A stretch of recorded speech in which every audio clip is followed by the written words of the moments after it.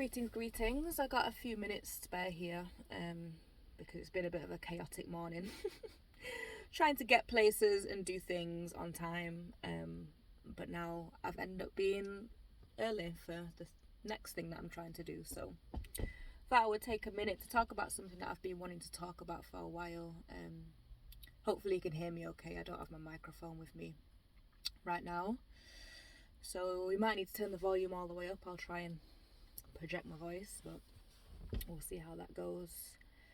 So this is something that I've been wanting to talk about for some time, but it comes with some anxiety because of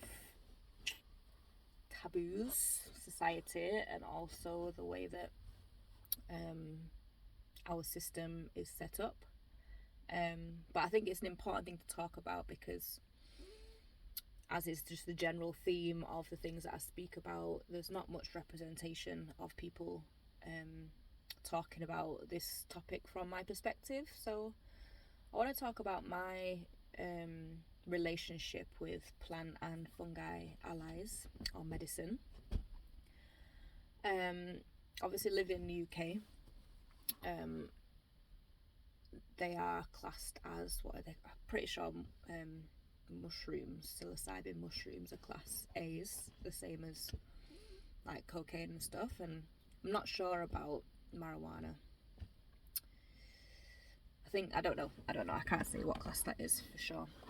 I'll get closer just so I can make sure you can hear me. And obviously coming from the perspective of a parent, there's just not many people speaking about it. I've been lucky to connect with some teachers who advocate for this kind of work, and that has brought a lot of confidence to me in being able to engage in them. So my relationship with any mind altering plant or fungus was, I started smoking weed when I was just after I finished school, and then that was all I had until about 2013 when I started going to festivals. So my use was mostly it was recreational entirely, right up until about 2020, and that's when I started understanding the medicinal benefits of particularly psilocybin. So that's kind of where my journey started with microdosing. During that time, in 2021, I got pregnant. So it wasn't until I got pregnant that I realised how little information there is on it for pregnant women and for breastfeeding women. Obviously because it is illegal, and also because it's not ethical to do any kind of testing on pregnant women or breastfeeding women. So there's just no research into it really. But I kind of had this, like, having, you know, a relationship with these plants already. I knew they would be beneficial as long as I was conscious about it, because they just, you know, the medical industry have started synthesizing psilocybin and other, you know, active compounds in these drugs, because they recognize the benefits that they have on mental health. And they say, you know, don't use it if you're pregnant or breastfeeding, just to cover their own back. But yeah, I kind of knew that it would be very helpful to me if I was able to continue my relationship with them, but also didn't feel fully confident in that because there was no research on it. I also didn't know anybody who had continued their relationship with these plants through pregnancy and breastfeeding. And I was like looking on the internet, looking on YouTube, trying to scope out, you know, like literature on it, and I just couldn't find any. So it wasn't until I found a couple of videos here and there that kind of affirmed my beliefs. So I continued my relationship just on a very intuitive level. So I didn't take any high dose journeys.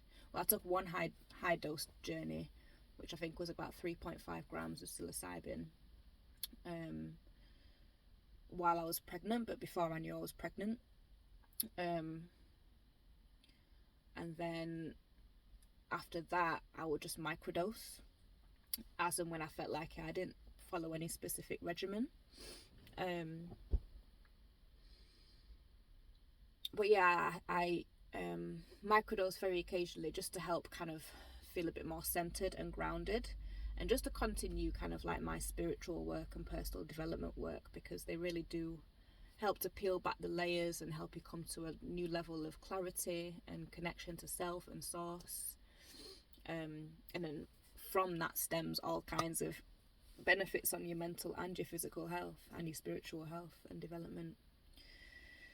And the bits of information that I did find was about kind of, you know, ancestral and traditional use of plant medicines, not just, you know, marijuana and psilocybin mushrooms, but also like ayahuasca, iboga, for preconception, conception, and like pregnancy and postpartum.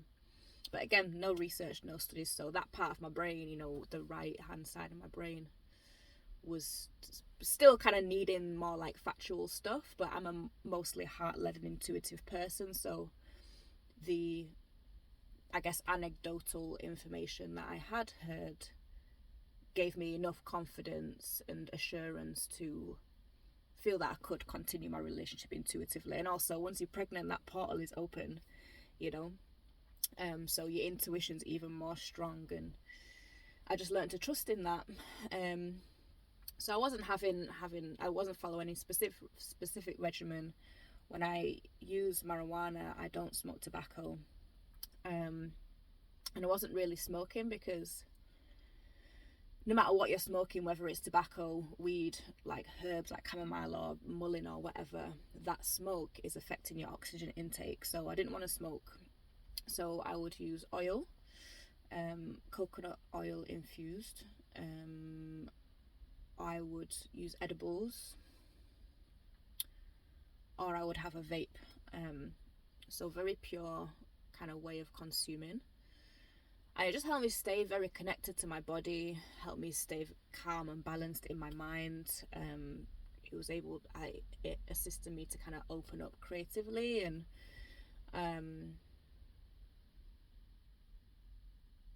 yeah, it just helped me deal with the stuff that I was dealing with. It was really, like, my pregnancy was really intense, and my postpartum period was really intense. Obviously, it was lockdown at that time as well, or we were just coming out of it. But yeah, just the nature of lockdown was intense, and the things I was going through. So your mindset and your physical setting, and just like the space in your life that you're in, is very important. I've only got a few more minutes, so I need to round this off.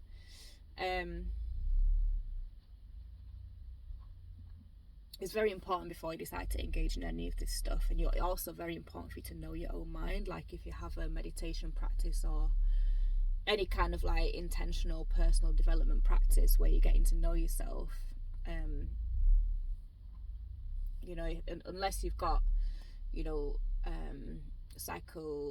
what's the word? It's not I guess psychological kind of challenges such as schizophrenia, psychiatric, not psychological, challenges such as schizophrenia.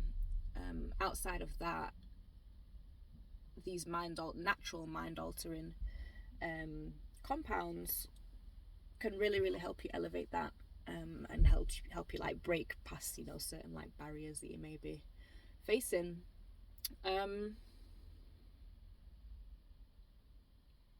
So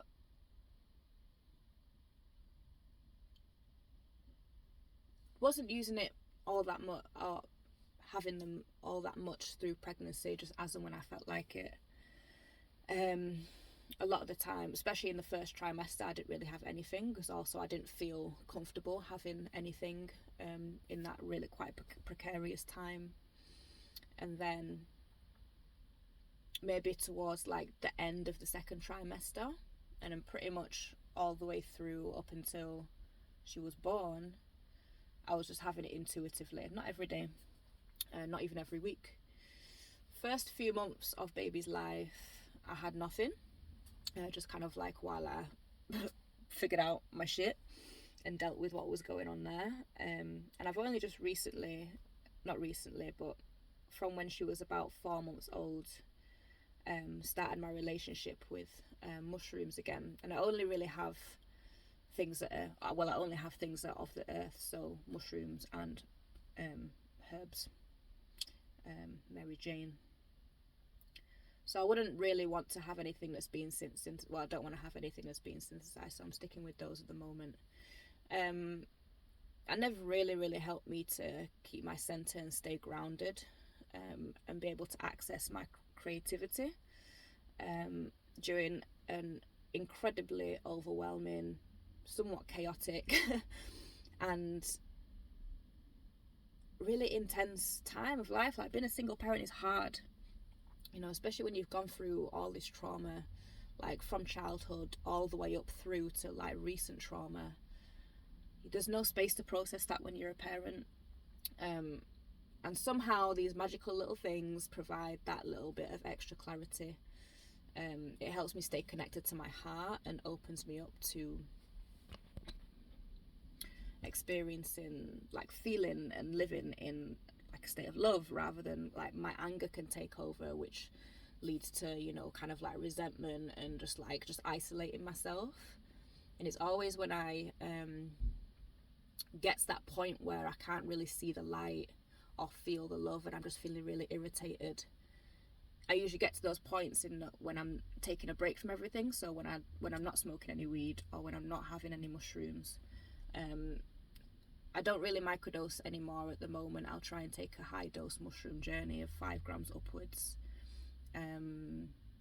every season.